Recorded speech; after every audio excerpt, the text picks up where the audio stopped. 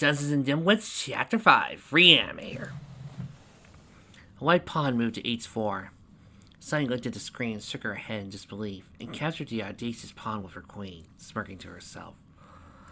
Then the game was definitely going well, and she chuckled when her opponent offered to trade bishop, with 2 pawns up.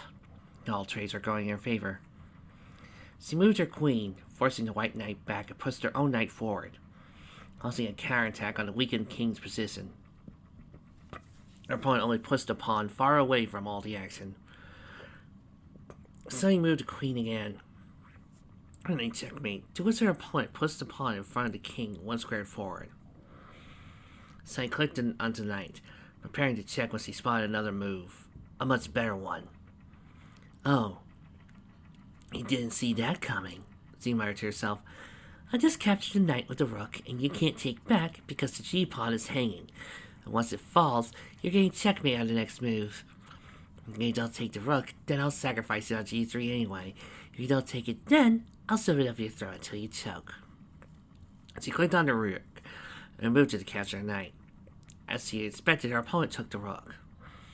Of course, you're a 12-year-old who gets ADHD whenever playing online.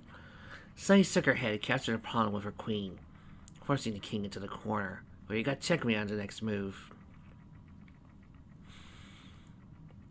You have a computer that goes faster than a Ferrari and use it to play chess. A chill ran down Sunny's spine. She turned around to see Indigo, who apparently walked into her room while she was playing. Oh, not only chess, she replied. Dwarf Fortress, Simutrans, dating sims. Sims? Indigo chuckled. I once tried to remove the ladder from the swimming pool, and I somehow lit it on fire. She sighed. How do you light a swimming pool on fire? Knowing you filled it with gasoline somehow. She looked at the screen, wondering whether to play a rematch before the rest of her friends would arrive. Indigo followed her gaze. Crazy Clue 666? She asked. Isn't that creepy 12-year-old who beat you at the finals of the Crystal Prep Queen of Blitz tournament? She asked. Don't even mention it, Sunny hissed, aggressively clicking the rematch button. You have light this time? Indigo asked. What is this? Budapest Gambit. Sunny replied. She probably knows what to do when I capture on e5, so I'll push d5 instead. I'll make it a Telltale expressive and pretend I know what you just said, Indigo replied. Be quiet, Sunny muttered. I'm just declining her bishop this diagonal in case she goes for some bishop takes on f2 ideas. Indigo slowly nodded and shrugged. I mean, she doesn't gain anything by capturing on f2, but it's a blitz game. Yes, Indigo muttered. I agree with all my heart. As he blundered a pawn, Sunny shook her head again. Again, no concept of pin pieces, not to mention this knight is now in trouble. Of course, everyone could see this coming. Indigo looked at the door, wondering when the rest of her friends would arrive. Of course, Sunny was fine, but sometimes Indigo felt that sitting with her alone was like that moment in a horror movie when the creepy piano music would go faster. Now that was just panic, Sunny shrugged. She traded her bishop for my knight, and now my queen is also attacking her knight. Indigo looked at the screen. Did she just give you her queen? I don't get that either, Sunny shrugged. Either she's tilted or I'm on fire today. Maybe both, Indigo replied. Possibly, Sunny said. Now my plan is to simply exchange everything and win. If I recall correctly, you once held a queen against a rook with her in that last game of Queen Blitz, and it was a draw. That's all she needed. Sunny's eye twitched. I told you not to mention that! Indigo started to look around Sunny's room, searching for something that could serve as a weapon in case Sunny turned ballistic. However, it didn't last long. Never mind, she wanted to a checkmate, Sunny said. Someone call some human rights guys. It's absolutely probably illegal to own kids like that. Indigo sighed and shook her head. Luckily for her, the door opened and Sugarcoat walked in, followed in by Sour, Lemon, Twilight, and Juniper. I have some good news and bad news, Sugarcoat said. Good news is, Lemon drove the girls here, so she'll stay sober today. Bad news, however, she walked to Indigo. Why did I have to take the bus today? I told you my collar is broken, Indigo replied. Well, Lemon's Yugo is in a working condition, Sugarcoat shook her head. Usually it's the other way around. Well, turns out that in my car, you can't just dismantle the carburetor and put it back together like in my dad's truck or Lemon's Yugo. Indigo replied, I saw a lot of electronics and it turned out it was fuel injection. And it turns out they only make those in Taiwan. You still got here by motorbike, Sugarcoat said. Yes, but you don't like it anyway, Indigo replied.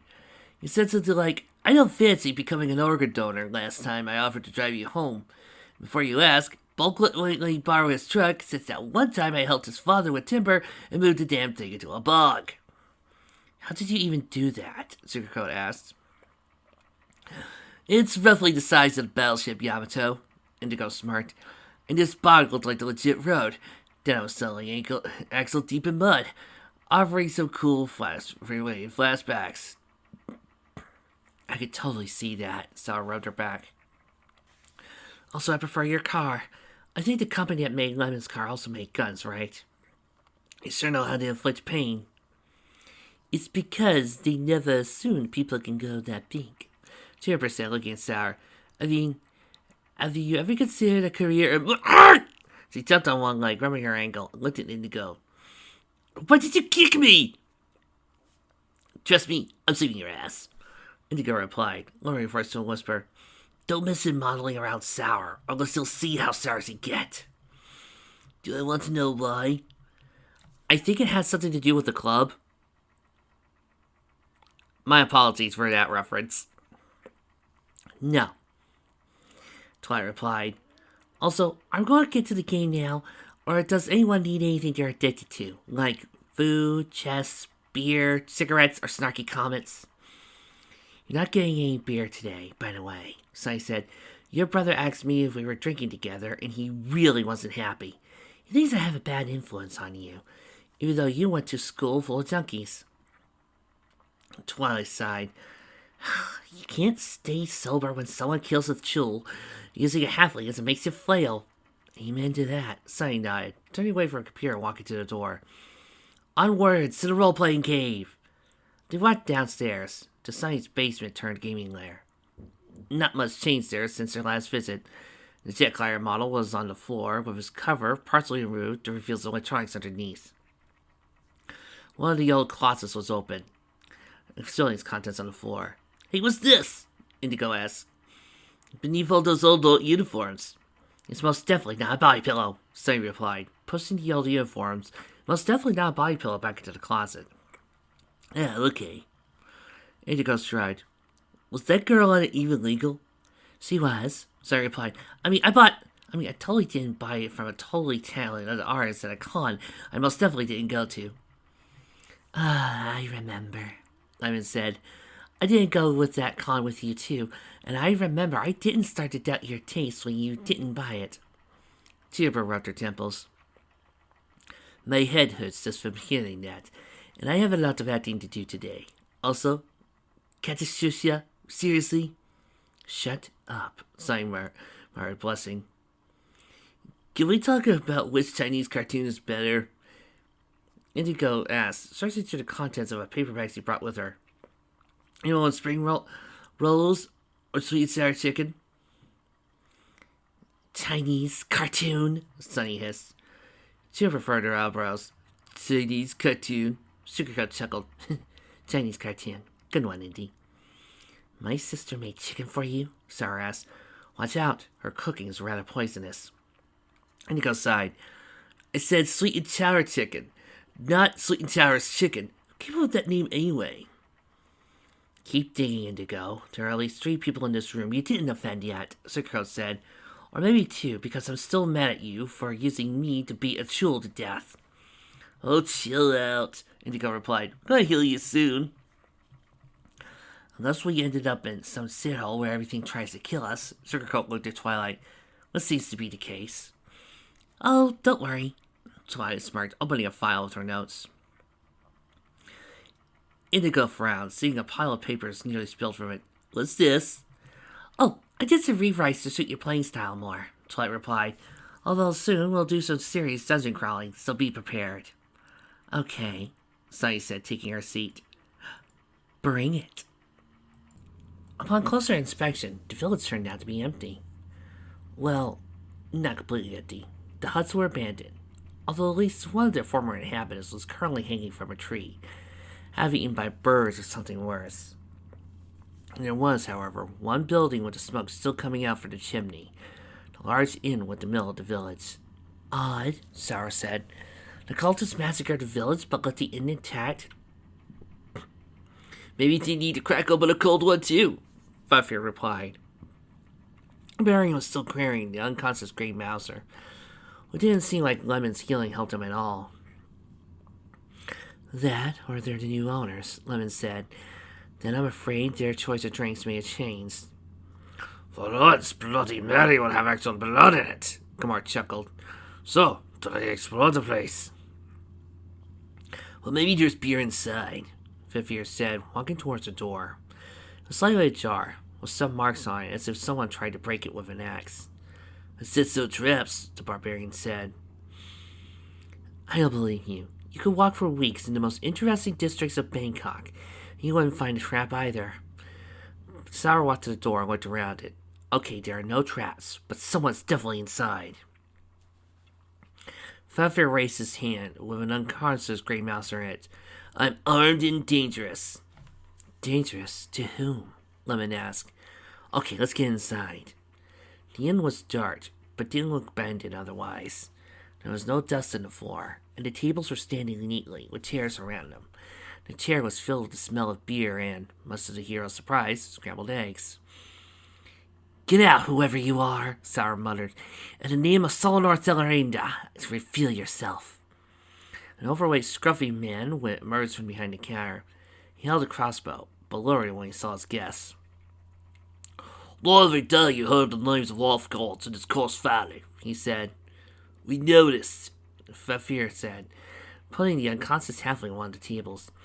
My friend had an unfortunate meeting with a Chul. Can we stay here for a few days? Don't call them much late, the bartender replied. The monsters don't show up here anymore. Well, not in one place. Well, you also noticed, Camargue said. The bartender looked at Grey Mouser. Is he a cultist? Will it be the first halfling among them? Don't worry, he's just a follower of Threzer dude, I replied.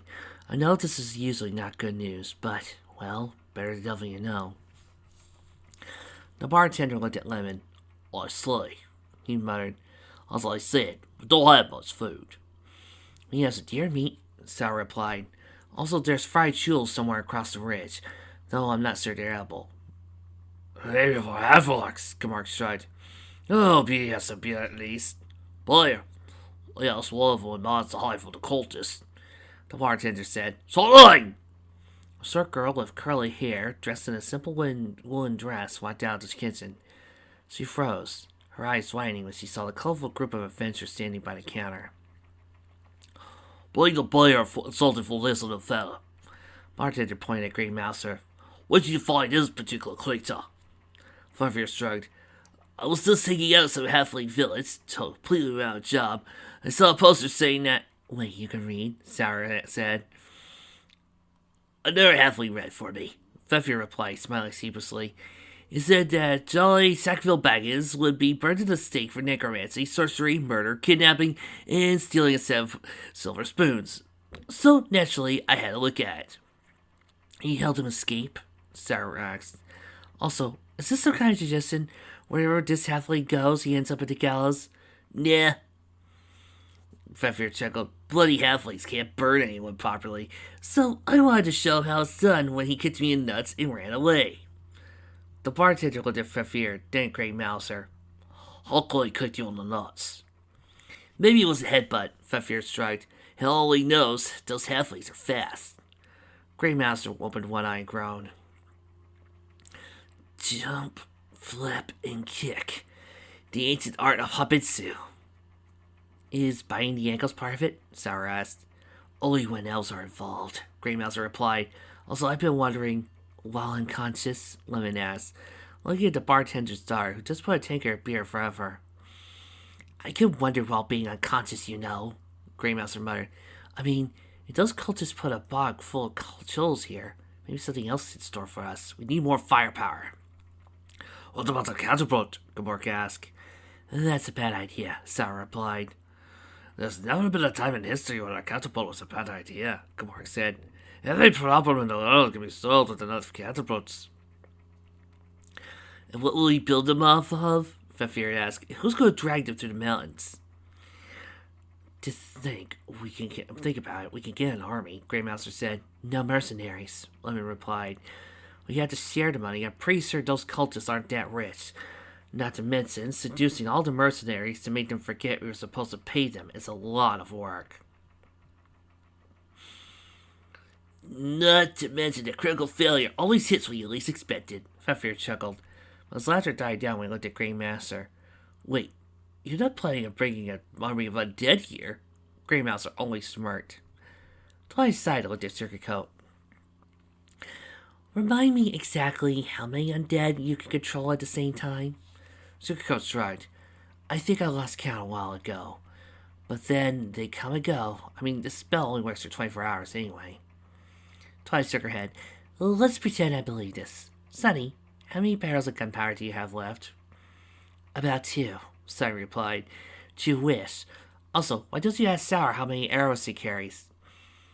I know better than to count Sour's arrows, Twilight replied. I just assume I won't get a straight answer and move on. How many arrows do you have anyway? Indigo asked. Enough, Sour Sweet replied. What I thought, Twilight sighed. Also, Sonny, I don't know how you're planning to bring siege engines into this, but I'd like to see you try. Sure thing, Sonny chuckled. By the way, that reminds me. Juniper said, grabbing her bag. Sonny, you're a fan of Spud's enemy, aren't you? Indigo rolled her eyes. Damn leaves. Can you just stick to being the innkeeper and his daughter? His daughter's mute, so I don't have much to do there, Juniper replied. Also, my question still stands. Sonny shrugged. Well, sports anime is fine by me. How did you know? From the girls with pencils, not body pillow. Juniper smirked, producing something from her bag. Are tank bells a sport? As Indigo asked. Same way Die Hard is a Christmas movie, Sarah replied. Once it is, you can't deny that. I got the ski jumping manga. Juniper gave Sonny the manga. Guess you'd like it. What is ski jumping? Lemon asked.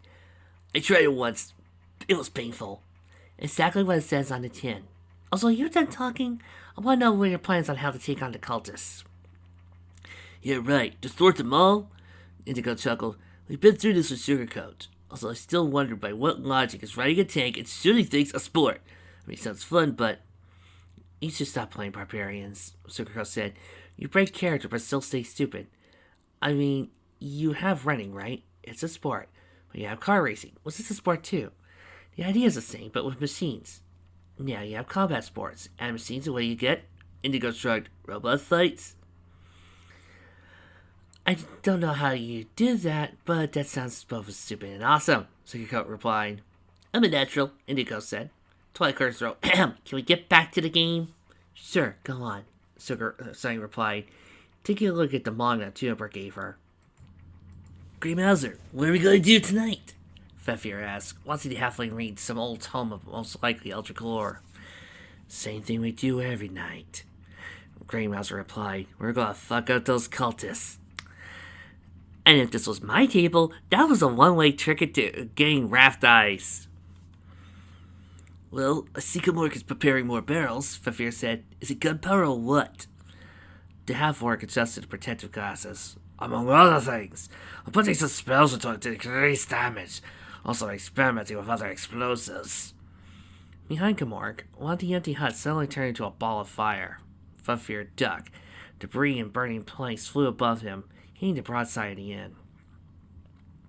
Okay, this is a bit unstable, Gamork muttered. By the way, are there any growing rocks in the mountains where you live?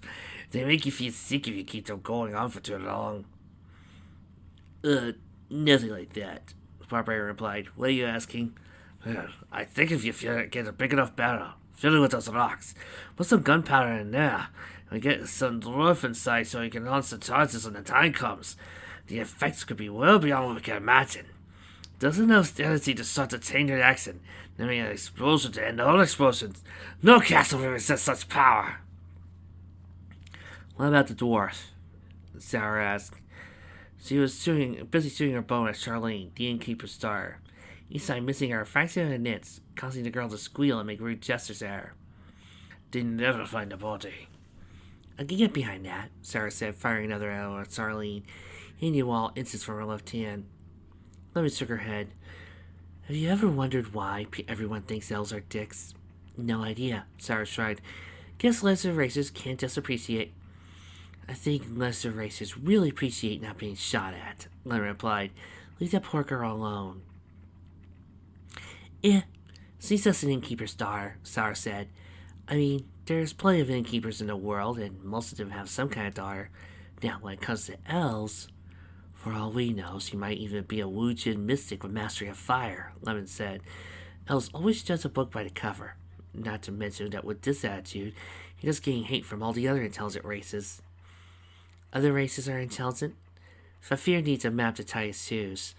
Also, how can you tell an innkeeper's daughter is a Wu-Jin mystic? Mystics have quirks, Lemon replied, and she walks barefoot. By this logic, our Sally Sackfield Baggins is a mystic, Sarah chuckled. Or all halflings for that matter. Fafnir went to him. You talking about mystics? I knew of him. He drank vodka and talked to his imaginary friend.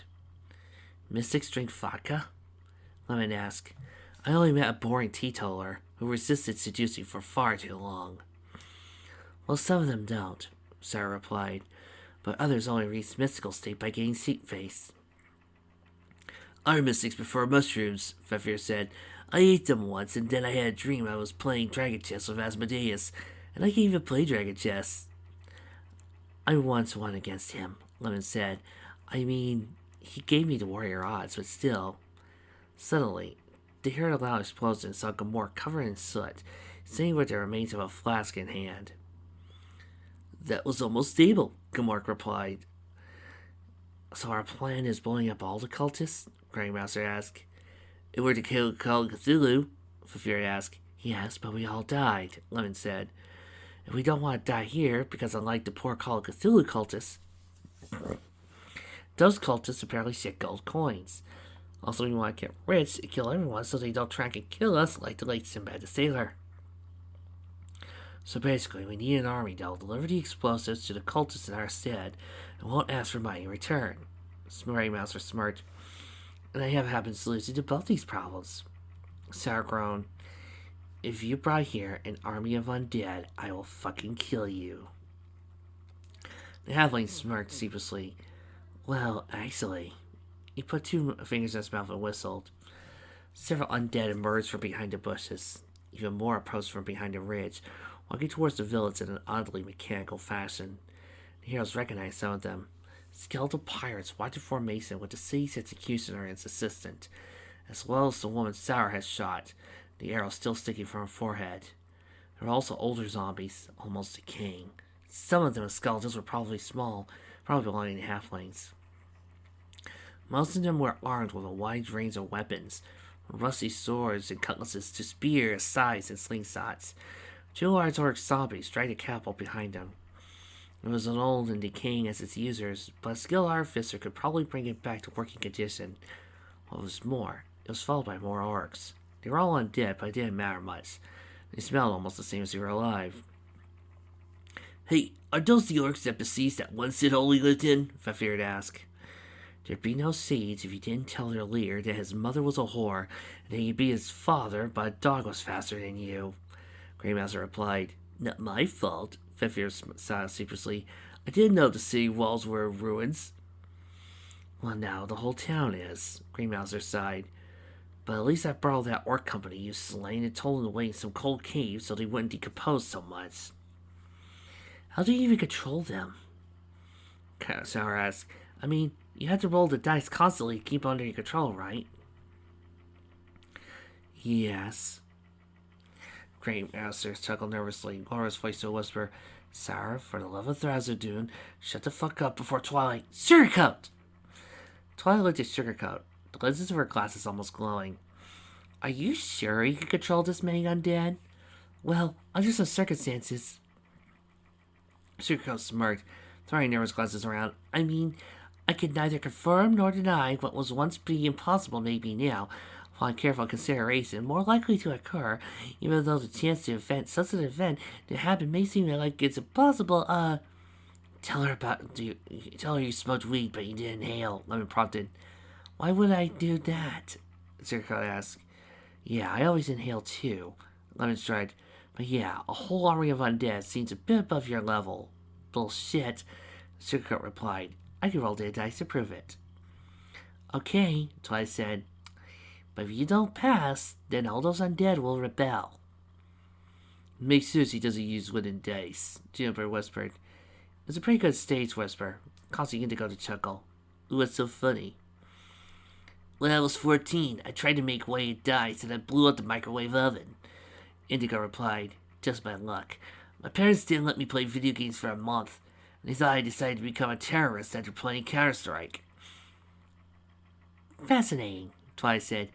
Okay, Sugarcoat, show me what you got. Sugarcoat rolled her eyes and grabbed the dice. When it grows, he tossed them across the table. They landed on the map, one of them bouncing off Sarah's plastic cup and nearly knocking it over. Well, crap. Sunny looked at the dice and shook her head. What's going on? Indigo asked. Not everyone can add all those numbers so fast, you know. Sunny sighed, looked at her character sheet. Well, the situation's normal, she said. All fucked up. Bend over, here it comes again. Indigo frowned. Outs. Sunny nodded. Yeah. The dice just killed us all.